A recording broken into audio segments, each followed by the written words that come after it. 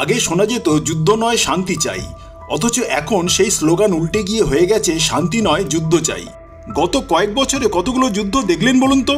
Russia Ukraine যুদ্ধ, Israel Palestine যুদ্ধ, Israel Iran যুদ্ধ, ভারত পাকিস্তান যুদ্ধ, গাজা ইসরায়েল যুদ্ধ, আর এবার থাইল্যান্ড কম্বোডিয়া যুদ্ধ। মানে যুদ্ধ ছাড়া এখন আর কোনো কথাই হবে না। যুদ্ধ মানেই ধ্বংস, প্রাণহানি, ঘর ছাড়া সর্বহারা। যুদ্ধ মানেই অনিশ্চিত, ভয়ঙ্কর, অন্ধকার ভবিষ্যৎ। যারা যুদ্ধ করছে তারা কি এসব জানে না? সব জানে, কিন্তু তাও যুদ্ধ হচ্ছে এবং ভবিষ্যতে তা আরও বাড়বে। এখন প্রত্যেকটি দেশ অত্যাধুনিক মারণাস্ত্রে সুসজ্জিত। কে কত ভয়ঙ্কর, কত শক্তিশালী ওয়েপন তৈরি করছে তা নিয়ে চলছে জবরদস্ত প্রতিযোগিতা। হাইপারসনিক কিংবা সুপারসনিক মিসাইলের মাধ্যমে মুহূর্তে ধ্বংস করে দেয়া যায় শত্রুপক্ষের অহংকার। তাতে কিছু সাধারণ মানুষ পরপারে গেলেও ক্ষতি কি? আসলে যুদ্ধ করাটাই হলো মনুষ্য সমাজের প্রধান বৈশিষ্ট্য। সেই অতীত যুগে যখন মানুষ সভ্য হয়নি তখন থেকেই যুদ্ধ করে আসছে। হ্যাঁ, তখন অবশ্য যুদ্ধটা ছিল অস্তিত্ব রক্ষার। তারপর সভ্যতার আলোয় উদ্ভাসিত হয়েও যুদ্ধটাকে কিন্তু ছাড়তে পারেনি মানুষ।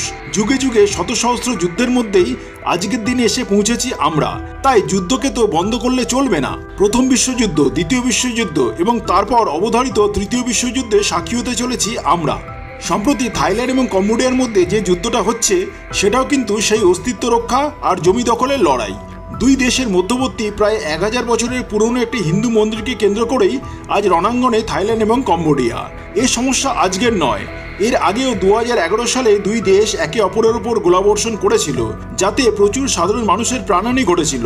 1962 সালে আন্তর্জাতিক আদালত রায় দিয়েছিল যে মন্দিরটি কম্বোডিয়ার অন্তর্ভুক্ত।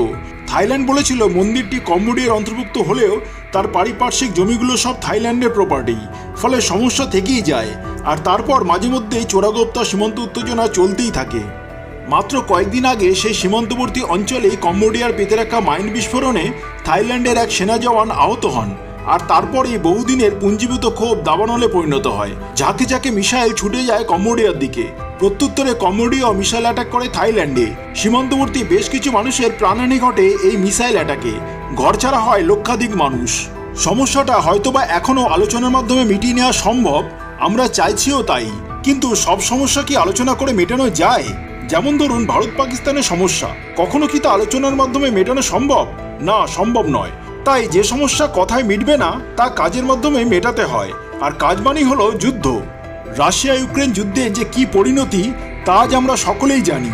ছবির মতন ঝকঝকে সুন্দর দেশ ইউক্রেনের একটা বিশাল অংশকে আজ আর চেনাই যায় না।